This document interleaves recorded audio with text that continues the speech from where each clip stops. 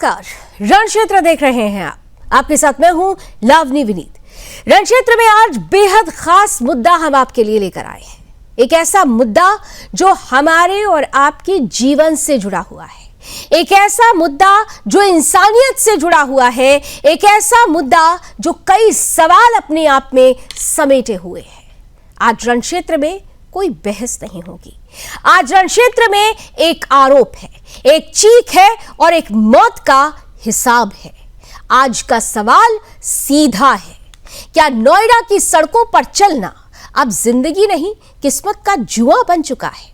और अगर हाँ, तो इसकी कीमत युवराज ने अपनी जान देकर क्यों चुकाई? यही है वो युवराज, 27 साल का नौजवान। नाम याद रखिए, युवराज। देश का पढ़ा लिखा इंजीनियर जो कोई अपराधी नहीं था, कोई अतिक्रमणकारी नहीं था, बस एक आम नागरिक था। 27 साल का युवा जिसके सपने देश के लिए कुछ करने के लिए थे, जो हर रोज की तरह अपनी ड्यूटी करके उस रात को भी घर लौट रहा था। घर वाले इंतजार कर रहे थे, लेकिन उसे क्या पता था कि उनका यह इंतजार अब जीवन भर का इंतजार होने वाला है। क्योंकि जो रात ड्यूटी करके, जिस रात को युवराज अपने घर लौट रहे थे, उसी रात को नोएडा की असुरक्षित सड़क ने, नोएडा अथॉरिटी की लापरवाही ने उनकी जान ले ली। नोएडा में घर लौटना अब सुरक्षित नहीं है, क्योंकि यहां सड़कें नहीं, मौत के जाल बिछे हुए हैं। 40 फीट गहरे पानी का गड्ढा बना हुआ है, जिसमें ना तो चेतावनी बोर्ड है, ना बैरिकेडिंग है, ना रिफ्लेक्टर है, ना लाइट है। और ऊपर से देखिए मौसम, घना कोहरा।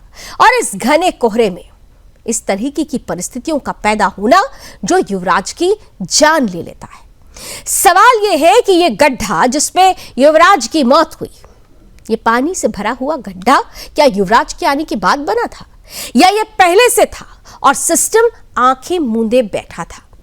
विजुअल दिखाइए और ये विजुअल्स देखिए और खुद आप अंदाजा लगाइए कि अब ये कैंडल मार्च जो शुरू हुआ है युवराज को न्याय दिलाने के लिए, वो न्याय जो तब तक पूरा नहीं होगा जब तक इस लापरवाही के लिए जिम्मेदार लोगों के खिलाफ कड़े एक्शन नहीं लिए जाएंगे। केवल टर्मिनेशन से काम नहीं चलेगा।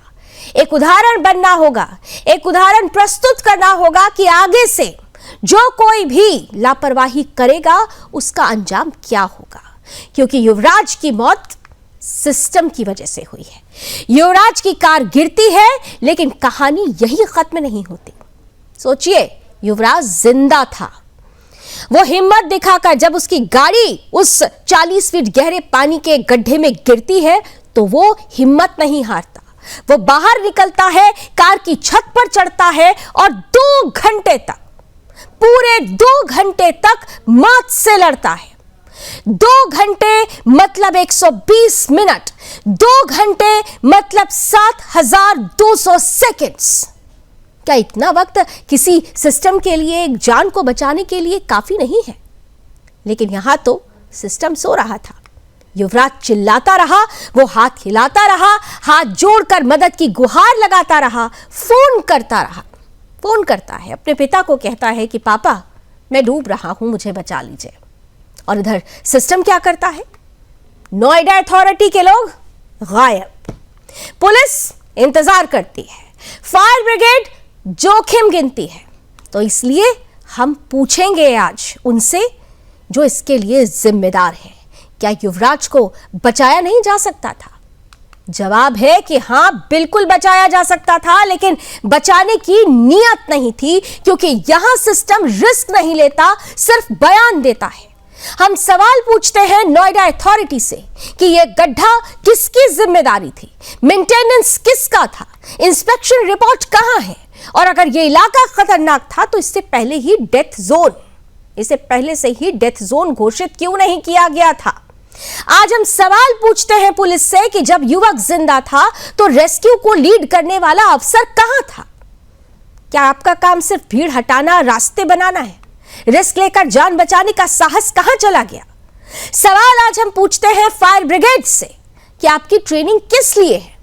क्या सिर्फ आग बुझाने के लिए या आम आदमी को मरता हुआ देखने के लिए?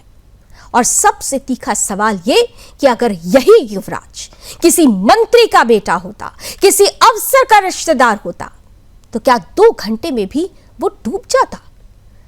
आज रण क्षेत्र में हम सिर्फ सिस्टम से सवाल नहीं पूछ रहे, हम आईना दिखा रहे हैं, क्योंकि युवराज अकेला नहीं डूबा, उसके साथ डूब गई प्रशासन की जवाबदेही, पुलिस की तत्परता और सिस्टम की इंसानियत। और आज सवाल यह नहीं है कि युवराज कैसे मरा, सवाल यह है कि युवराज को किसने मारा? लापरवाही ने, निष्क्रियता ने, या उस सिस्टम ने जो आम आदमी की जान को सिर्फ फाइल नंबर समझता है? आज रण क्षेत्र में हम हिसाब मांगेंगे, क्योंकि अगर आज सवाल नहीं उठे तो कल किसी और का बेटा, किसी और का युवराज इसी तरह से डूबता मिलेगा, और तब सिस्टम फिर कहेगा कि जांच के आदेश दे दिए गए हैं, दोषियों को टर्मिनेट कर दिया गया है।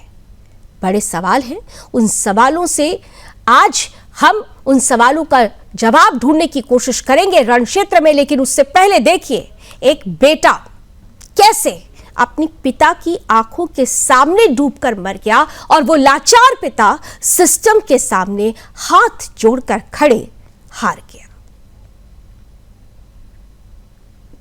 मेरा बेटा तो बचाव के लिए संघर्ष कर रहा था, और हमको बोल रहा था, रिपीटेडली बोल रहा था फोन पर जब भी बात हो रही थी कि पापा बचाओ, पापा बचाओ, हेल्प हेल्प भी चिल्ला रहा था, ताकि कोई जनरल पब्लिक भी उसको मदद के लिए कुछ कर दे। लेकिन ज्यादातर जो वहाँ भीड़ थी वो तमाशबीन थी, और कुछ वीडियो बना रहे थे डांटने पर, तब वो लोग रुके, और मेरे बच्चे की जान खामखा चली गई बिना कोई संसाधन उपयोग किए। सही समय पर उचित संसाधन उसको नहीं मिला सपोर्ट के लिए, उसका जीवन चला गया। उसने 2 घंटा संघर्ष किया जान बचाने के लिए खुद से। थोड़ा सा सपोर्ट मिलता तो वो बच सकता था। ये सब जानकारी कैसे प्राप्त हुई कि आप पहुंचे थे? क्या हम तो वहाँ प्रत्यक्षदर्शी थे, ऑन द स्पॉट मैं वहाँ मौजूद था ना। बेटे ने ही फोन किया था कि मैं नाले में गिर गया हूँ, तो मैं वहाँ पहुंच गया था। क्या कुछ देखा आपने? बहुत दुखद घटना है। धुंध थी, क्लियर विजिबिलिटी वहाँ नहीं नजर आ रही थी, तो मैंने बेटे को बोला कि तुम हो कहाँ, तो उसने एग्जैक्ट लोकेशन बताया अपना मोबाइल का टॉर्च ऑन करके। फिर वहां से एक हल्की रोशनी पता चली कि कहाँ पर है वो। दूर से था, काफी दूर चला गया था, तो वहां तक अगर जाता कोई गोताखोर या तैराक जाता और उसको रस्सी के सपोर्ट से ले आता तो मेरे बेटे की जान बच सकती थी। लगभग कितने घंटों बाद उसको निकाला गया? 6 बजे तो रेस्क्यू ऑपरेशन शुरू हुआ, फिर उसका बॉडी करीब 1 घंटा लगा रिकवर हुआ उसमें से। अभी भी गाड़ी उसी के अंदर है? गाड़ी तो वहीं है। क्या क्या करते हैं आपके बेटे लगातार? क्या इधर से आना जाना? मेरा बेटा गुड़गांव से आता जाता था, सर्विस थी वहाँ, जनहम्बी नामक कंपनी है, इंजीनियर है, बिग डेटा इंजीनियर है। 2-3 दिन घर से करता था वर्क फ्रॉम होम, बाकी ऑफिस जाता था। क्या लगता है आपको कि उपकरण की कमी हो गई, इससे जान गंवा दी? उपकरण की कमी, और जो वहाँ पर कर्मचारी या अधिकारी थे वो सक्षम नहीं थे तैर कर उसको बचाने का। मतलब तैराकी नहीं था उनके पास, या गोताखोर नहीं था। बोट का भी अभाव था, बोट भी नहीं था। बोट भी, जो बोट उन्होंने SDRF के साथ, वो बोट अगर उस समय यूज होता मेरा बेटा बच जाता। लगभग कितने बजे की घटना है ये? 12 बजे का ये घटना है, और 2:30 बजे के करीब में मेरे बेटे का संकेत आना, उधर से लाइट आना बंद हो गया था। मतलब लगा कि अब वो किसकी लापरवाही मानते हैं पुलिस में? अथॉरिटी की ही लापरवाही है कि उन लोगों ने पहला तो कि एक तो प्रिवेंटिव उपाय नहीं किया, जिससे कि कोई गाड़ी फर्दर वहां नाले में मूव नहीं कर सके। चूंकि कुछ ही दिन पहले ट्रक वाली घटना हुई थी, वो ट्रक उस बाउंड्री को तोड़ते हुए आगे बढ़ गया था, तो उसको भी बंद नहीं किया गया। रिफ्लेक्टर नहीं लगा था ताकि लोग सचेत हो जाए कि वहां नहीं जाए और सीधा राइट टर्न ले, क्योंकि सामने जाने का कोई तुक नहीं था और नाला वाला प्रश्न है पूरा। आपने शिकायत भी लिख के दी है? क्या कोई दी? किसके खिलाफ दी है? अथॉरिटी के खिलाफ मैंने शिकायत दी है, और वेल्डर के खिलाफ भी है। अब क्या मांग करेंगे सरकार से? मांग तो यही करेंगे कि उचित कार्रवाई हो, और फर्दर कुछ न घटना घटे उसका पूरा वहां पर इंतजाम। तो देखा आपने, पिता की आंखें पथरा गई हैं। अब आंखों से पानी नहीं गिर रहा, क्योंकि पानी तो उस दिन गिर चुका था जब उन्होंने अपनी आंखों से अपने बेटे को डूबते हुए देखा था। 12 बजे की घटना थी और 2 बजे के करीब, 2-2:30 बजे के करीब यह तय हो गया कि बेटा अब नहीं रहा, जैसा कि अभी आपने युवराज के पिता को सुना भी। और जो पूरी रेस्क्यू की प्रक्रिया शुरू हुई वो सुबह 6 बजे एग्जैक्ट शुरू होती है।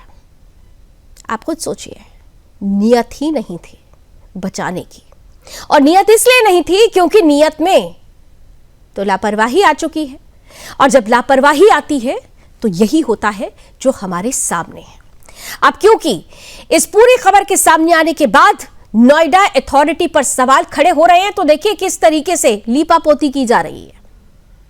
पहले एक दूसरे पर आरोप बढ़ा गया और फिर महज आई वॉश के लिए एक छोटी सी कार्रवाई की गई है।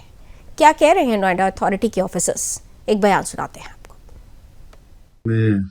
एक जेई है, उनको सेवाएं समाप्त कर दी गई है पदाधिकारी स्तर से, और शेष जो है स्पष्टीकरण मांगा गया है शिव साहब के स्तर से। अभी प्राथमिक रूप से तो यही घटना पता चली है, उसकी शेष विस्तृत जांच की जा रही है। उसके बाद अभी कुछ चीजें आई, कुछ एप्लीकेशंस जो आए हैं, कल भी कुछ आए थे हम लोगों के पास, जिसमें लोगों ने मांग की है सिग्नल लाइट्स की और वहां पर और रोड लाइट्स की, तो हम लोग जांच करवा के वहाँ अगर आवश्यकता अनुसार लगेंगे। रोड की सफाई और नाले की सफाई। तो नाले को लेकर कितनी शिकायतें आपको अभी तक मिली थी, क्योंकि यहाँ पर ये आरोप लगा रहे हैं? नाले की तो सफाई हो रही है, देखिए अब नाला साफ है। पानी कहाँ से आता है नाले में? सोसाइटी से आता है? कवर भी नहीं है, कवर नहीं है सर, वो मेरा क्राइटेरिया का पानी है, नाले का ही पानी तो गया है गड्ढे के अंदर। नाले को कवर करना, जब आप कर रहे हैं नाले की आप सिर्फ एक सवाल का जवाब दे दीजिए, ये पानी क्या इसी नाले से अंदर गया है, कहीं और से यहाँ आता है? ये पानी कहाँ से आया है? ये पानी कहाँ से आया? ये इसी नाले से आया है या कहीं और से आया है? ये पानी इसी नाले का है। इसी नाले का क्यों जा रहा है ये अंदर? क्योंकि आपकी निकासी व्यवस्था ठीक नहीं है, क्योंकि दीवार टूट गई ना, आप देख रहे हैं। दीवार की कौन बनाता है? आपको नहीं लग रहा है बार सफाई हुई? कौन बनाता है? आपको नहीं लग रहा है कि करोड़ों की कीमत के फ्लैट्स है, लेकिन देखिए मेरी बात सुनिए, जो मेरा क्राइटेरिया। तो सुना आपने, कुछ सवालों के जवाब नहीं, और कुछ सवालों को इस तरह से लिया गया कि हाँ ठीक है, उनको अभी सेवा से मुक्त किया गया है, उनका काम रुका गया है, नोटिस भेज दी गई है। कितनी लाइटली लिया जा रहा है। ये नहीं सोचा जा रहा है कि केवल एक शख्स की, एक व्यक्ति की मौत नहीं हुई, एक बेटे की मौत नहीं हुई है, बल्कि पूरे के पूरे एक परिवार की मौत होती है जब नौजवान बेटा घर से चला जाता है। पूरे के पूरे एक सपने की मौत हो जाती है जब एक नौजवान बेटा, उसके शव को एक पिता को अपने कंधों पर उठाना पड़ता है। लेकिन ये लापरवाह सिस्टम इस बात को क्या समझेगा? जिसकी सफाई में ही आंख का पानी सूख गया हो, वो पानी में डूबते हुए युवक को बचाने की नियत क्या रखेगा? यही है आज का बड़ा सवाल। और ये सच का आईना आज हम दिखा रहे हैं उनको जो सिस्टम की झंडा बरदारी करते हैं। हमारे साथ इस वक्त सोशल एक्टिविस्ट शैलेंद्र कुमार जी जुड़ चुके हैं। मेरे सहयोगी प्रद्युमन इस वक्त खुद ग्राउंड जीरो पर मौजूद है। मैं सबसे पहले प्रद्युमन के पास चलना चाहती हूं। आप जरा स्क्रीन पर प्रद्युमन को लेकर आए। शैलेंद्र जी, आपका स्वागत है, आपके पास में आती हूं, लेकिन पहले प्रद्युमन आपके पास आ रही हूं। इस घटना को 24 घंटे से ऊपर हो चुका है और अब तो लोग सड़क पर उतर आए हैं, न्याय मांगने की बात कर रहे हैं। और न्याय के नाम पर हुआ क्या है? एक छोटा सा इन्वेस्टिगेशन हुआ है बस। अभी तक किसी भी तरीके की कोई क्लैरिटी नहीं आई है, क्योंकि ये गड्ढा आज का नहीं है, ये स्थिति बीते 10 सालों से है, लेकिन इस पर किसी का ध्यान नहीं दिया, किसी का ध्यान गया ही नहीं है। अभी आप ग्राउंड पर क्या देख पा रहे हैं प्रद्युमन? बिल्कुल, देखिए लावनी जी, मैं आपको बता दूं साफ तौर पर लापरवाही तो बहुत बड़े पैमाने पर यहाँ पर देखने को मिल रही है। क्योंकि देखिए, मैं आपको पूरी विस्तार से तस्वीरें दिखा देता हूँ।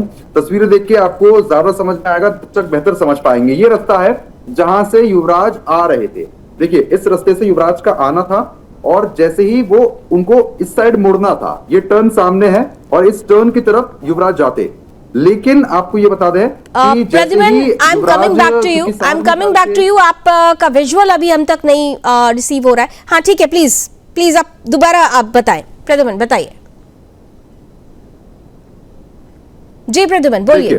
मैं आपको ये बता रहा था, युवराज और युवराज को इधर जाना था, लेकिन कोहरा ज्यादा होने की वजह से उनको नहीं समझ में आया और वो सीधा इस तरफ जाने लगे, जो कि ये पूरा बड़ा गड्ढा है यहाँ पर। अगर आपको दिख पा रहा है तो मैं पा रहा हूं, आपको विजुअल्स पहुंच रहे हैं? प्रद्युमन, अभी बहुत क्लैरिटी के साथ आपका वीडियो हम तक नहीं पहुंच रहा है। मैं दोबारा आपके पास आती हूँ। शैलेंद्र कुमार जी हमारे साथ जुड़े हुए हैं। शैलेंद्र जी, स्वागत है। और आज का ये जब मुद्दा सामने आया तो देखिए, मीडिया में बड़ी जोर शोर से ये मुद्दा उठ रहा है, लेकिन केवल ये मुद्दा मात्र नहीं होना चाहिए। अगर ये परिस्थिति आज युवराज के साथ है तो कल कोई और युवराज ना हो, इसलिए इसका एक बड़ा उपाय भी तय किया जाना चाहिए। लेकिन यहाँ पर आपने देखा कि शुरुआती दौर में ही क्या कहा जाता है कि हम जांच कर रहे हैं, हमने तत्काल प्रभाव से सेवा से हटा दिया है, मतलब जस्ट आई वॉश। ये परिस्थिति है सिस्टम की। शर्म की बात है कि हम इंडिया के टॉप मोस्ट हाईटेक सिटी में रहते हैं जिसका नाम नोएडा है, और ये नोएडा शहर पूरे उत्तर प्रदेश का शो विंडो है। इसके नाम पे अरबों खरबों रुपए का निवेश आकर्षित किया जाता है इस पूरे प्रदेश में, और इस शहर की ये हालत है। इस शहर के जिम्मेदार पदाधिकारी, इस शहर के जिम्मेदार नोएडा अथॉरिटी के अधिकारी, जिनकी चमड़ी बहुत मोटी हो चुकी है, जो लोग भ्रष्टाचार में पूर्ण रूप से लिप्त हैं, उन्हें जनता की किसी भी सुविधाओं का, किसी भी सिक्योरिटी का, किसी भी सेफ्टी का कोई ख्याल नहीं है, जिसकी वजह से युवराज की मौत हुई है। और इस युवराज की मौत की जिम्मेदारी पूर्ण रूप से नोएडा अथॉरिटी की है, क्योंकि नोएडा अथॉरिटी के अधिकारियों की लापरवाही की वजह से ये हुआ है। और किसी जेई को सस्पेंड कर देना, किसी जेई को सर्विस से हटा देना या जांच शुरू कर देना, ये इसका सॉल्यूशन नहीं है। इसका हमें परमानेंट सॉल्यूशन चाहिए। नोएडा के सीईओ मिस्टर लोकेश एम की जिम्मेदारी बनती है कि वो इसको देखें। अब उस युवराज को लौटाकर कौन लाएगा? क्या जेई को हटा देने से युवराज लौट के आ जाएगा? उस माँ बाप की सूनी आंखों का तारा कहां से लौटेगा? उस माँ बाप के आंखों में जो आंसू सूख गए हैं, उसमें रौनक अब कहां से आएगी? इसकी जिम्मेदारी किसकी है? क्या यही शहर है? या क्या यही यूपी का शो विंडो है? हम तो माननीय मुख्यमंत्री से भी आग्रह करेंगे कि इसके जिम्मेदार अधिकारियों को हटाया जाए तुरंत और उनके खिलाफ उचित कानूनी कार्रवाई की जाए, जिससे कि भविष्य में शहर के किसी भी नागरिक के साथ बिल्कुल इस तरह की दुर्घटना ना हो। और सबसे बड़ा सवाल ये है, और सबसे बड़ा सवाल ये है कि ये जो गड्ढा है ये अभी से नहीं है। अब आपने कहा और हम सब जानते हैं, हम सब मैक्सिमम नोएडा में रहते हैं और हाईटेक शहर इसे कहा जाता है, और ये कहा जाता है बहुत वेल प्लान्ड तरीके से बनाया गया ये पूरा नोएडा सेक्टर है। लेकिन यहाँ पर जो घटना घटी वो तो सीधे सीधे लापरवाही की चरम को दिखाती है, क्योंकि नोएडा सेक्टर 150 की बात करें तो करोड़ों की वहां पर आलीशान फ्लैट्स है, वहां पर करोड़पति रहते हैं, और वहां पर अक्सर ऐसा होता है कि इस गड्ढे की वजह से एक्सीडेंट्स होते हैं, लेकिन नोएडा अथॉरिटी ने कभी ध्यान नहीं दिया। लेकिन यहां गलती सिर्फ नोएडा अथॉरिटी के साथ साथ पहली गलती उनकी, लेकिन क्या आपको लगता है कि दूसरी गलती उस पुलिस टीम की, उस फायर ब्रिगेड की टीम की नहीं है, जो समय रहते चाहते तो युवराज को बचा सकते थे, लेकिन उन्होंने भी तत्परता नहीं दिखाई? ये गलती पूरे शासन प्रशासन की है कि वहां पे फायर ब्रिगेड, एसडीआरएफ की टीम, पुलिस की टीम, प्रशासन की टीम वहां पे खड़ी है, और 2 घंटे तक, 1 घंटे तक, 80 मिनट तक हम इंतजार करते रहे उसको बचाने के लिए। हमारे पास ऐसे कोई पुख्ता इंतजाम नहीं है कि आज ये घटना हो गई, कल को किसी 50वें फ्लोर पे आग लग जाए तो क्या होगा?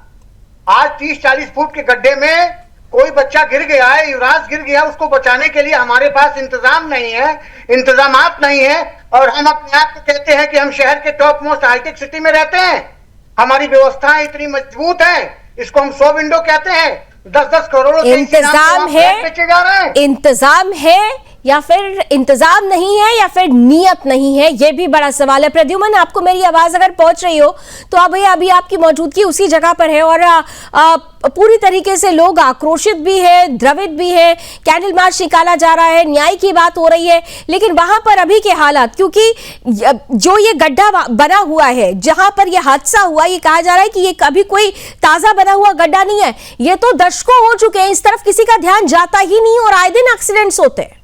प्रद्युमन, मैं आपको तस्वीरें दिखा देता हूं। आप जो ये मेरे पीछे तस्वीरें देख रही हैं, ये वही गड्ढा है, और ये कोई छोटा गड्ढा नहीं है। अगर आपको विजुअल्स साफ तौर पर पहुंच रहे हैं तो आप देख सकती हैं कि ये जहां मैं मोबाइल टर्न कर रहा हूं, इतना बड़ा गड्ढा है ये, और सिर्फ खाना पूर्ति हुई है, आज भी सिर्फ खाना पूर्ति ही यहाँ पर की है। और प्रद्युमन आपके माध्यम से जो विजुअल मैं देख पा रही हूं उसमें मैं ये भी देख रही हूं कि इतना बड़ा गड्ढा लेकिन रोशनी का नामो निशान नहीं, क्योंकि इस वक्त अंधेरा हो चुका है और कहीं से भी केवल आप जहां पर खड़े हैं वहां पर मैं देख रही हूं कि मीडिया कर्मी है, उनकी कैमरे की फ्लैश लाइट्स हैं और आपके कैमरे की फ्लैश लाइट्स हैं, लेकिन जिधर आपने गड्ढा दिखाया उधर रोशनी का कोई भी इंतजाम नजर नहीं आ रहा है। ये हालात है और जब घना कोहरा हो तो ये कितनी भयावह स्थिति होगी इसका अंदाजा तो अभी इस समय से ही लगाया जा सकता है।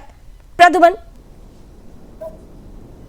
बिल्कुल, क्योंकि देखिए साफ तौर पर जब भी कोहरा होता है तो 10 मीटर आगे देखना मुश्किल हो जाता है, और जहां पर पानी इकट्ठा होता है वहां पर कोहरे का प्रकोप वैसे भी ज्यादा होता है। जो आप ये पीछे देख पा रही है, अभी यहीं से वो कार गई थी और आगे की तरफ जाकर वो सीधा गड्ढे में गिर गई थी। ये आगे की तरफ गड्ढा ही है, लेकिन मैं आपको ये भी बता दूं ये सिर्फ खाना पूर्ति है। जो बैरिकेड्स लगा दिए गए हैं ये सिर्फ खाना पूर्ति के लिए लगाए गए हैं और ये अभी लगाए गए हैं, इससे पहले यहां पर कोई बैरिकेड्स नहीं थे, यानी कि हादसे को खुले तौर पर दावत देने का काम प्रशासन की तरफ से किया गया था। ये लापरवाही है, चलते युवक गई है। रामनी, बिल्कुल शैलेश जी, यहाँ पर एक और चीज है शैलेंद्र जी कि एक जब इस तरीके का इलाका होता है तो हर बार ऐसा होता है कि यहाँ पर एक सेफ्टी ऑडिट रिपोर्ट तैयार की जाती है, लेकिन जो वहाँ के प्रत्यक्षदर्शी हो या फिर वहाँ के लोग हो उनका कहना है कि ऐसी कोई सेफ्टी ऑडिट रिपोर्ट तैयार ही नहीं की गई। लेटर्स पर लेटर्स लिखे गए लेकिन उन लेटर्स को भी नजरअंदाज कर दिया गया। ये हालत है, तो नहीं लगता आपको कि अब सरकार को सख्ती दिखाते हुए प्रशासन को टाइट करना होगा, सिस्टम को टाइट करना होगा कि वो इलाके जहां पर ऐसी खतरनाक परिस्थिति है उनकी सेफ्टी ऑडिट रिपोर्ट हर 6 महीने हर 3 महीने में बनाई जाए और उस पर काम किया जाए ताकि उसे दुरुस्त किया जा सके जो भी परिस्थितियां विपरीत है। शैलेंद्र जी, देखिए, मैं इस शहर में पिछले 30 वर्षों से निवास करता हूं। इस शहर की प्रगति, इस शहर की तरक्की, इस शहर को चमकता हुआ मैंने देखा है। और केवल शहर में एक यही गड्ढा नहीं है, शहर में दसियों इस तरह के पॉइंट्स हैं जहां पे दुर्घटना कभी भी घट सकती है। अथॉरिटी की तरफ से, शासन प्रशासन की तरफ से कोई भी सेफ्टी ऑडिट नहीं हो रहा है, ना कराया जा रहा है। मैं तो शासन से मांग करूंगा कि इस संदर्भ में एक उचित एसओपी बनाई जाए एवं संबंधित अधिकारियों को, जो लापरवाह अधिकारी हैं, उनको दंडित किया जाए एवं एक एसओपी बनाते हुए शहर में कहीं भी इस तरह की कोई लापरवाही ना बरती जाए। चाहे इसके लिए कोई भी जिम्मेदार हो, प्रशासन के लोग हों, पुलिस के लोग हों, अथॉरिटी के लोग हों, सबकी जिम्मेदारी तय होनी चाहिए ताकि भविष्य में किसी के घर का, किसी के आंखों का तारा, क्या आपको लगता है कि कोई एसओपी नहीं होगी? एसओपी तो निश्चित रूप से होगी। अभी आप मांगिएगा तो कुछ दिनों में देखिएगा इसमें एसओपी भी दिखा दी जाएगी, लेकिन वो जो स्टैंडर्ड ऑपरेटिंग प्रोसीजर है उसको इंप्लीमेंट कैसे किया जा रहा है, उसको लेकर नियत क्या है, इसको इंप्लीमेंट करने की ज्यादा जरूरत है। एसओपी तो निश्चित रूप से दिखाया जाएगा, इंप्लीमेंटेशन होना चाहिए और इंप्लीमेंटेशन के लिए भी संबंधित अधिकारियों की जिम्मेदारी तय होनी चाहिए। और यदि वो अपनी जिम्मेदारियों का निर्वाह नहीं कर रहे हैं तो उनको हटाइए वहां से। क्या जरूरत है? हम लोग टैक्स दे रहे हैं, शहर के नागरिक हैं, क्या हम लोग इस तरीके से मरने के लिए शहर में पैसा दे रहे हैं? नोएडा अथॉरिटी के जुरिडिक्शन में रहने वाला हर नागरिक हर चीज का पैसा दे रहा है, पानी का पैसा दे रहा है, सीवर का पैसा दे रहा है, सड़क का पैसा दे रहा है, प्रॉपर्टी खरीदता है तो पैसा देता है, ट्रांसफर का पैसा देता है, सेल डीड का पैसा देता है। और रिजल्ट क्या है? आपकी आंखों के सामने है, युवराज चला गया किसी का, ये रिजल्ट है। ऐसे नहीं चलेगा, बिल्कुल ये नहीं चलेगा। बिल्डरों पे एफआईआर करा देने भर से वो अपनी जिम्मेदारियों से मुक्ति नहीं पा सकते। बिल्कुल, और यहाँ पर भी यही खेल हुआ। प्रद्युमन, आप तो ग्राउंड पर हैं, आपने लोगों से जरूर बात करने की कोशिश की होगी। ये पूरा का पूरा खेल देखिए अथॉरिटी वर्सेस बिल्डर का चल रहा है और पिस कौन रहा है? आम जनमानस पिस रहा है। मौत किसकी हो रही है? एक युवा की मौत हो जाती है। ये परिस्थिति, क्या वहां के लोगों ने बताया कि पहले किसी तरीके का को इसे लेकर कोई आंदोलन वहां के लोगों ने किया हो तब भी इसे नजरअंदाज किया गया? प्रद्युमन, कई लोगों से यहाँ पर बातचीत हुई, कई लोगों से यहाँ पर मेरी बातचीत हुई है, उनकी तरफ से बताया गया है कि कई बार वो शिकायत कर चुके थे क्योंकि यहाँ पर इससे पहले भी कई बार हादसे हो चुके हैं। वो साफ तौर पर कह रहे हैं कि बहुत बार शिकायत की गई है, प्राधिकरण को बहुत बार सूचित किया गया है कि हादसे हो रहे हैं, इसको आप रोकिए, लेकिन यहाँ पर कोई अधिकारी नहीं पहुंचता था। आज जरूर थोड़ी बहुत भीड़ है, लेकिन इससे पहले यहाँ पर किसी की भी मौजूदगी नहीं होती थी, यानी कि शिकायत कई बार की गई।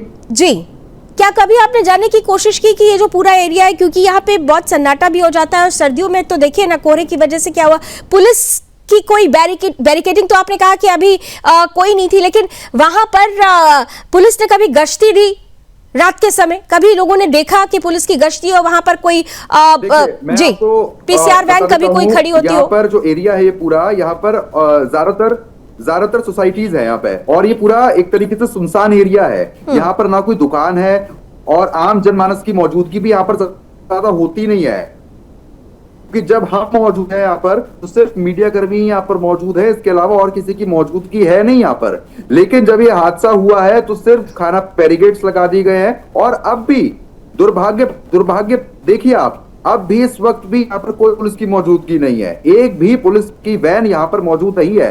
यानी कि कुल मिला के एक हादसा हुआ, किसी को कोई फर्क नहीं पड़ा, और अब सिर्फ खाना पूर्ति के लिए बैरिकेड्स लगा दिए गए हैं। बैरिकेड्स के अलावा यहाँ पर कोई पुलिस वाला नहीं है, कोई अधिकारी नहीं है, सिर्फ मीडिया कर्मी मौजूद है जो सच्चाई को दिखाने के लिए यहाँ पर खड़े हुए हैं। बिल्कुल शैलेंद्र जी, सवाल ये भी है कि देखिए हादसे या आपदाओं को रोका नहीं जा सकता, हादसे आगे भी होंगे, आपदाएं आगे भी आएंगी, लेकिन उसके बाद हम अपना रिस्पांस कितना क्विक करते हैं, ये उन आपदाओं से होने वाली, उन हादसों से होने वाली जो नेगेटिव परिस्थितियां हैं उनको हम किस हद तक उस पर पार पा सकते हैं, ये महत्वपूर्ण होता है। लेकिन यहाँ पर तैयारियों के नाम पर कुछ नजर नहीं आता। नोएडा अथॉरिटी तो सवालों के घेरे में है ही, लेकिन यहाँ पर हमने प्रत्यक्षदर्शियों को यह भी कहते सुना कि जब पुलिस वाले वहां मौजूद थे या फायर ब्रिगेड की टीम वहां मौजूद थी तो उनकी तरफ से यह कहा गया कि पानी बहुत ठंडा है, अंदर सरिया है, कैसे आगे जाएंगे। ये परिस्थितियां बहुत बड़ा सवाल खड़ा करती हैं। और किस तरीके से वहां पे एक आम आदमी जो एक आम आदमी की तकलीफ समझता है, जब उसे इस बारे में पता चलता है तो वो उस ठंडे पानी में उतरता है। उसका भी, उस प्रत्यक्षदर्शी का बयान भी हम आपके सामने रखेंगे। 22 साल के इंजीनियर की मौत ने कई सवाल खड़े कर दिए हैं, और सवाल ये कि लापरवाही की हद इस कदर हावी हो चुकी है कि एक इंसान को मरते हुए देखने पर भी आंख में शर्म नहीं है। देखिए, एक आम लड़का मर रहा होता है और एक आम आदमी उस बात को समझता है। वहां जो टीम मौजूद होती है, वो चाहे पुलिस की टीम हो, फायर ब्रिगेड की टीम हो, उनकी हिम्मत नहीं हुई, उनकी एसओपी में किसी मरते हुए इंसान को बचाना था ही नहीं। लेकिन एक आम आदमी जो एक डिलीवरी बॉय है, एक गरीब इंसान है, एक मामूली इंसान है, लेकिन वो ये दर्द समझता है और वो उस ठंडे पानी में उतरता है। लेकिन जब वो उतरता है तब तक बहुत देर हो चुकी थी। सिस्टम ने युवराज की जान पहले ही ले ली थी। इस प्रत्यक्षदर्शी की आंखों देखी अब आपके सामने रखते हैं।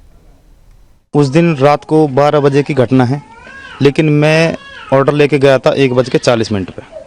मैंने जाके देखा वहाँ पे बहुत सारी भीड़ लगी हुई थी। भीड़ को देखकर मैं समझ गया था कि आज धुंध ज़्यादा है, कोई ना कोई जोड़ में दोबारा दाग चुका है। क्योंकि 15 दिन पहले सेम वही केस मेरे सामने हुआ था और उस ड्राइवर को भी मैंने ही बचाया था, मैं ही मौके पे था और कोई नहीं था। तो मैं समझ गया कि यहाँ पे कोई दाग चुका है। मैंने जाके देखा, कुछ लोग बोल रहे थे कि यहाँ पे एक लड़का कार के साथ इसमें पानी में गिरा हुआ है 12 बजे से, और बहुत ही ज़्यादा धुंध के कारण वो इसमें अनकंट्रोल होकर सीधा जोड़ में दाग गया। तो मैंने देखा बहुत सारे जो मतलब सरकारी कर्मचारी थे वो थोड़ा घबराए भी हुए थे। धुंध बहुत ज़्यादा थी, प्लस में वो बेसमेंट था, उसमें सरिया का भी डर था। सरिया रियली में है उसके अंदर, वो बेसमेंट खुदा हुआ है बिल्डर के थ्रू। तो घबराए हुए थे। मैंने बोला क्या मैं अंदर जा सकता हूँ? उन्होंने मुझसे पूछा आप पे तैरना आता है? मैं कहा जी आता है। आप जा सकते हैं? मैं कहा मैं बिल्कुल जा सकता हूँ। तो जाइए आप, कोई दिक्कत नहीं है। मैंने तुरंत 2 ही मिनट में कपड़े उतार के सीधा कमर से रस्सा बांध के मैं सीधा अंदर गया, कम से कम 50 मीटर तक। मैं इतने अंदर तक गया था कि जहाँ से मैं गया था रोड से, वहाँ कम से कम 100 आदमी खड़े थे, लेकिन मुझे एक भी आदमी नहीं दिख रहा था। मैं इतना अंदर चला गया था।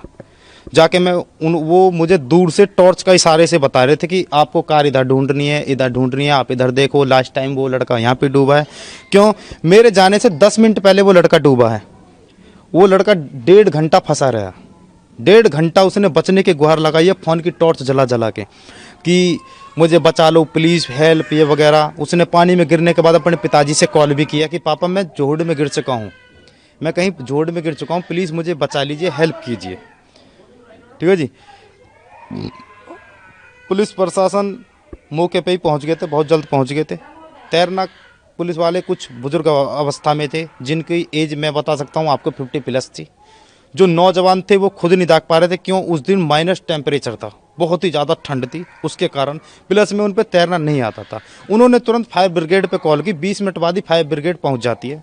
फायर ब्रिगेड वालों ने कोशिश की, इतने ही मैं पहुंच जाता हूँ। मैंने उनसे बोला कि आप 1 मिनट मुझे जाने देंगे, नू आप पे तैरना तो हाँ मैं जा सकते हो। तो मैंने जाके अंदर कम से 30 से 40 मिनट उस भाई को सर्च किया था। वो मुझसे बोल रहे थे कि अभी 5 मिनट पहले उस लड़के की आवाज़ आनी बंद हुई है, एक बार आप जाके देखो जल्दी से जल्दी, क्या पता वो बेहोश हो गया, कोई दिक्कत हो। मैं कहा ठीक है मैं जाता हूँ। मैंने पूरा जितना भी वो तालाब है, बेसमेंट है, कम से कम उसकी चौड़ाई मैं बता सकता हूँ आपको 100 मीटर प्लस चौड़ाई है उसकी, और कम से कम 200 मीटर लंबाई है उसकी। जी, आपने बचने का प्रयास किया, फिर क्यों नहीं बचा पाए? बचा इसलिए नहीं पाया जी, मैं उसको लड़का जो 1.5 घंटे से वो फंसा हुआ था, जब वो लड़का डूब गया था उसके 10 मिनट बाद मेरा ऑर्डर बजा था। मैं तो ऑर्डर लेके जा रहा था नॉर्मली तरीके से, मुझे नहीं पता था कि वहाँ पे कोई ऐसी घटना हुई है। वरना अगर मौके पे पता होता तो 15 दिन पहले सेम घटना, मैंने वही कति सेम घटना में मैंने वो लड़का बचा दिया था। जी, फिर कैसे निकाला गया वो निकाला गया जी, जैसे फायर ब्रिगेड आए फायर ब्रिगेड और उनके सामने पहले वो डूब चुका था, उनके सामने तुरंत उन्हें एसडीआरएफ पे कॉल मिलाई। एसडीआरएफ आई 4:30 बजे। एसडीआरएफ आई, वो अपनी नाव जो भी लेकर आई पूरी सुविधा के साथ आई थी। उन्होंने जेसीबी बुलाई थी, उससे पुलिया वगैरह बनाई, उसमें अपनी बोट वगैरह धकाई थी। लगभग मैं वहाँ से 5:30 पौने 6 बजे के करीब आया था मॉर्निंग में, तब तक डेड बॉडी नहीं मिली थी। वो सर्च ऑपरेशन चला के उसे ढूंढ रहे थे डेड बॉडी को। वो सुबह 7-8 बजे के करीब उन्हें डेड बॉडी मिली है। इससे पहले भी घटना हुई है क्या? जी, सेम घटना हुई है बिल्कुल 15 दिन पहले, रात को 1:30 बजे करेक्ट। ट्रक के साथ मैं चला था, 18 टायर वाला ट्रक था, मैं उसके साथ चल रहा था धुंध में। मैं ऑर्डर लेके जा रहा था, तो मैं देख रहा था कि बड़ी सवारी है, मैं इसके पीछे पीछे चलता हूँ, मैं सेफ रहूँगा। मैं उसके पीछे पीछे चलता रहा। वो मोड़ इतना खतरनाक है, अगर कोई धुंध में अगर कोई अचानक से कोई नया इंसान आ जाए ना, 101% वो इंसान उस नाले में गिरना निश्चित है। ब्रेक भी मारेगा तो भी जाके गिरेगा, कोई ना कोई दीवार है जिससे वो गाड़ी टकराएगी, ऐसे दाग जाएगी जैसे बिल्कुल एकदम सेफ, पता भी नहीं चलेगी गाड़ी दाग गई, पानी में गिरने के बाद पता चलेगी। कोई भी सेफ्टी नहीं है, ठीक है जी। ट्रक और ड्राइवर, जब मैं उसके पीछे पीछे चल रहा था कुछ ही कदम दूरी पे, तो मैंने देखा कि ट्रक के दोनों टायर फटे थे एकदम बहुत तेज, क्यों? नाले के ऊपर सरिया लगे हुए थे, निकले हुए थे। सरिया में जैसे इस टायर के ट्रक फटे, ट्रक ड्राइवर ने इतनी तत्परता दिखाई कि ट्रक वहीं के वहीं जाम कर दिया, बहुत तगड़े ब्रेक मारे थे। आधा ट्रक नाले के जोड़ के ऊपर, आधा ट्रक रह गया रोड पे। मतलब 10 फुट ट्रक हवा में था, 10 फुट ट्रक जमीन पे था। मैंने देखा, मगा अब ये क्या करेगा ड्राइवर, मैं देखता हूँ। मैं रुका उसके पास, ट्रक ड्राइवर उनने सोचा कि नीचे जमीन है, मैं घबरा के मैं जल्दी से अपनी जान बचा लूँ दाग कर, लेकिन उसे ये नहीं पता था कि ट्रक जो है जोड़ के ऊपर लटका हुआ है, इसमें अटका हुआ है, वो नीचे पानी है। उसने जमीन समझ के वो जोड़ में ही दाग गया। जोड़ में दागने के बाद मैंने सोचा मैं अकेला इंसान मैं क्या करूँगा रात में, तो ट्रक में जो है रस्सा बंधा हुआ था, ट्रक में रस्सा बंधा हुआ था, कम से कम बहुत ही लंबा रस्सा था। मैं ट्रक पे चढ़ा ऊपर भाग के जल्दी से, मैंने ट्रक पे दोनों साइड से ऐसे रस्सा खोल के मैंने उस भाई के पास फेंक दिया। मैं कहा भाई तुम इस रस्सा के सहारे थोड़ी देर बचे रहो, मतलब लटके रहो इस रस्सा से, जो आप पानी के अंदर ना जाओ, आप इससे पकड़ लो। क्यों? वो धीरे धीरे अंदर जा रहे थे, वहाँ पे झाड़ी थी, उसमें थोड़ी घास फूस सी है, तो वो अंदर अंदर उसमें जा रहे थे धीरे धीरे। गहराई हालांकि इतनी है कि उसमें 7 फुट 8 फुट भी डूब जाएगा पास में, बीच में तो 40 फुट है हालांकि। लेकिन मैंने फिर जो रात में डिलीवरी बॉय चलते हैं, जोमेटो वाले, ब्लिंकिट वाले, जेप्टो वाले, फ्लिपकार्ट वाले, जितने भी मैंने राइडर्स बीच रोड पर रोक रोक के मैं भाई जल्दी हेल्प कराओ, एक ड्राइवर गिर चुका है। उसे निकालने में राइडर्स ने मेरे साथ मिल के उस ड्राइवर को निकलवाया। कम से कम 1.5 से 2 घंटे लग गए। उस लड़के को, ड्राइवर को हम खुद अपने साथ लेके गए, एक दोस्त का रूम है 149 में ही, अपने साथ लेके गए, अपने साथ रखा। सुबह को फिर उसे 10 बजे चौकी पे छोड़ा हमने जी। 15 दिन में दूसरी घटना, अब से 1.5 साल पहले भी सेम सिचुएशन हो चुकी है, बस वहाँ पे मौके पे रहते हुए बचा लिया गया था। एक गाड़ी में 4 आदमी थे, इसमें कूद गए थे। तो आपने सुना, एक डिलीवरी बॉय को दर्द समझ में आया, वो ठंडे पानी में उतर गया, क्योंकि उसने कुछ दिन पहले ही एक ट्रक ड्राइवर की जान भी बचाई थी। लेकिन यहाँ पर तो फायर ब्रिगेड की टीम भी मौजूद थी, यहाँ तो पुलिस वाले भी मौजूद थे, लेकिन किसी की हिम्मत नहीं हुई। ये सवाल बड़ा होता जा रहा है। हमारे साथ शैलेंद्र जी और मेरे सहयोगी प्रद्युमन जुड़े हुए हैं। आखिर में चलते चलते सबसे पहले प्रद्युमन, अभी इस वक्त की परिस्थिति को देखते हुए नोएडा अथॉरिटी की तरफ से जो, मुझे लगता है शायद प्रद्युमन हमारे साथ अभी डिस्कनेक्ट हो चुके हैं, शैलेंद्र जी हमारे साथ हैं। शैलेंद्र जी, एक बड़ा उदाहरण, एक बड़ा सख्त कदम उठाने की जरूरत है। अगर हम दो मेजर पॉइंट्स आपसे पूछें कि वो कौन से ऐसे मेजर पॉइंट हैं, वो कौन से ऐसे नॉर्म हैं, दो मेजर, जिसे पूरा करके ऐसे होने वाले हादसों को रोका जा सकता है, तो आप क्या कहेंगे शैलेंद्र जी? देखिए, ये बड़े आश्चर्य की बात है कि नोएडा, ग्रेटर नोएडा एक्सप्रेसवे, जहां पे ये पॉइंट स्थित है, एक्सप्रेसवे के दोनों किनारों पे बैरिकेडिंग लगी हुई है और मुझे ऐसा लगता है कि वहां पे वो बैरिकेडिंग टूटी हुई है, जिसकी वजह से नाले की दीवार भी नहीं है। तो कम से कम नोएडा अथॉरिटी को एक्सप्रेसवे पे जो नॉर्म्स हैं कि बैरिकेडिंग दोनों तरफ होनी चाहिए, कि कोई गाड़ी अंधेरे में या किसी वजह से रोड से नीचे गिरती है, उतरती है, तो उसको एक सपोर्ट मिले। वहां पे ये भी चीज नहीं है। और 15 दिन पहले, जैसा कि उस डिलीवरी बॉय ने बताया कि 15 दिन पहले एक ऐसी ही दुर्घटना हो चुकी है जिसमें ट्रक आधा नाली में गिर गया और आधा ऊपर लटका रहा। उससे भी सबक नहीं लिया इन्होंने, उससे भी सबक नहीं लिया, सबक नहीं लिया। अथॉरिटी के तमाम अधिकारी, मुझे पता है कि वो सर्किल 10 का इलाका है, अथॉरिटी के क्षेत्र को कई 10 सर्किलों में बांटा गया है। सर्किल 10 के सीनियर मैनेजर वहां आते होंगे, जाते होंगे, जेई आते होंगे, एई आते होंगे। ग्रेटर नोएडा अथॉरिटी के चेयरमैन का रूट भी वही है, क्योंकि वो सेक्टर 14A में रहते हैं, तो उनका रूट भी वही है, रोज आना और रोज जाना। लेकिन किसी भी अधिकारी ने उस पर ध्यान नहीं दिया। बड़े ही ताज्जुब की, बड़े ही आश्चर्य की बात है और बड़े ही एक शर्मनाक घटना है कि हम लोग इतने बड़े शहर में रह रहे हैं, बिल्कुल, इतने महंगे यानी देख कर भी हादसे के को दावत देने वाली इस जगह को नजरअंदाज किया गया, खुली आंखों पर ही काली पट्टी बांध ली गई। प्रद्युमन, आपकी मौजूदगी वहां ग्राउंड जीरो पर है, लोग अभी क्या मांग कर रहे हैं, चलते चलते बता दीजिए। बिल्कुल, मैं आपको बता दूं कि कोई भी लोगों की गलती नहीं है। ये हादसा जो हुआ है उसके बाद सिर्फ मीडिया कर्मी यहाँ पर मौजूद है, क्योंकि मैंने आपको पहले भी बताया ये थोड़ा सुनसान इलाका है। मैं आपको दिखा भी देता हूँ यहाँ की तस्वीरें, जिससे आपको बेहतर समझ में आएगा।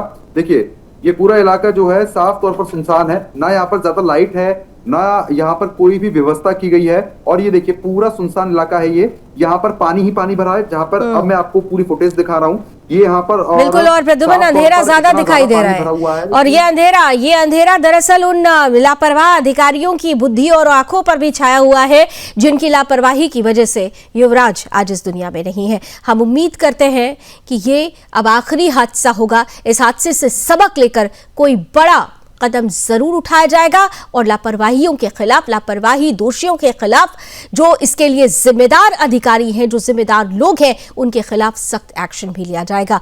बहुत बहुत धन्यवाद शैलेंद्र जी, आपने हमारे लिए समय निकाला। और Pradyuman, thank you so much, आप भी हमारे साथ जुड़े। तो रण क्षेत्र में आज कोई बहस मुबाहिस नहीं थी, आज तो वो सवाल था जिसका जवाब इसलिए ढूंढना जरूरी है क्योंकि किसी की जिंदगी का सवाल है। एक ऐसी जिंदगी जो पूरे के पूरे परिवार से जुड़ी होती है, वो जिंदगी जो पूरे समाज और देश से जुड़ी होती है। सोचिए, अगर यही 27 साल का नौजवान इंजीनियर आज जिंदा होता तो कल अपने देश के लिए और क्या कुछ कर रहा होता। लेकिन उसी देश की सिस्टम की लापरवाही ने आज युवराज को हमसे छीन लिया है। हम उम्मीद करते हैं कि ये आखिरी कहानी हो। इसके बाद उपसंहार जब लिखा जाए इस कहानी का, तो एक उचित निर्णय, एक उचित SOP, एक उचित मानक के साथ निर्धारित करते हुए कि ऐसे हादसे दोबारा ना हो, यही उम्मीद हम करते हैं। रण क्षेत्र में अभी बस इतना ही। देश और दुनिया की तमाम खबरों के लिए आप जुड़े रहिए सुदर्शन न्यूज के साथ। जय हिंद।